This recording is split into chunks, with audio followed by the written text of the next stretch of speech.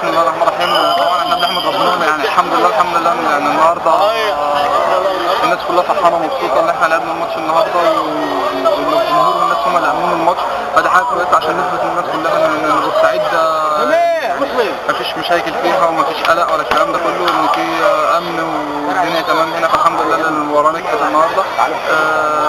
فبنحمد ربنا وربنا يكرمنا السنه ان شاء الله ان شاء الله يعني ونقدر نعمل حاجه للجمهور والبورسعيد كلها. شايفينكم انت وزمايلك كلكم متعطشين اللعب مع النادي المصري، متعطشين للكوره، حاسين انتوا جعانين كوره؟ اكيد طبعا، لان النادي المصري ليه فضل كبير علينا كلنا،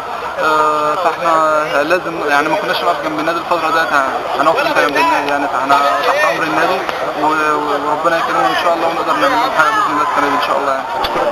المباراه اللي قدام بعد 300 يوم سنه ونص تقريبا بعيد عن ملاعب النادي المصري كله، يعني حاجه جميله ان احنا النهارده الحمد لله لعبنا وسط الجمهور ده، اهم حاجه ان احنا عايزين نفرح البلد، يعني زعلت كتير بقى سنه ونص زعلانه، يعني نتمنى ان هي تفرح مصر كلها تفرح باذن الله، ونتمنى الحياه كلها ترجع لمصر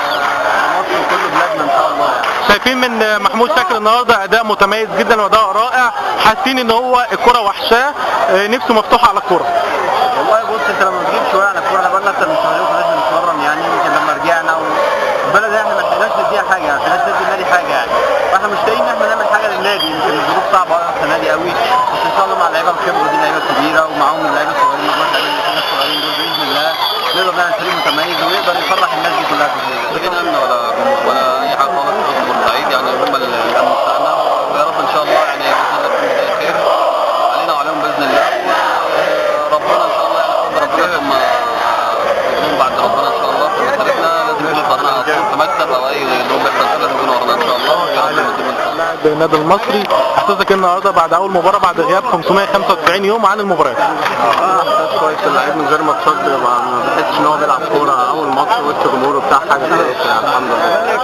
لله. شفنا النهارده حماس كبير جدا من اللعيبه متوحشين، يعني في منهم سوق ولفه المباريات مره اخرى وحماس غير محدود على اللعب وانه يحصل فيه فوز ويحصل اهداف.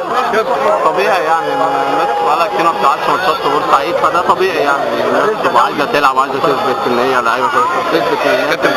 الامور طبيعيه في بورسعيد. كلمتك لجماهير بورسعيد كلمه اخيره ليهم؟ والله